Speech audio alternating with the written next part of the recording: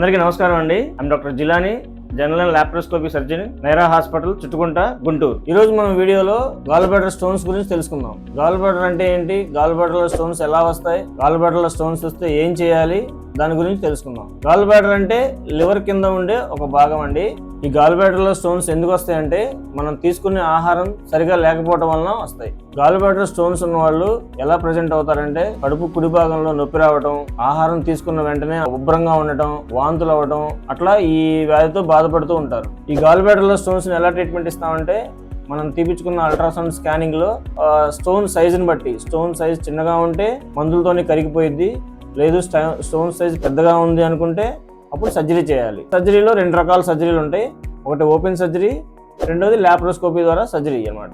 ఈ gall bladder stones surgery గురించి open కానీ లాప్రోస్కోపీ కానీ దాని గురించి ఏదైనా ఇన్ఫర్మేషన్ కావాలనుకుంటే ఇమీడియట్గా డాక్టర్ని సంప్రదించండి. గుంటూరు చుట్టుపక్కల పరిసర ప్రాంతాల్లో ఉంటే చుట్టుగుంటలో ఉన్న మన నైరా హాస్పిటల్ని సంప్రదించండి. I will take care of everything.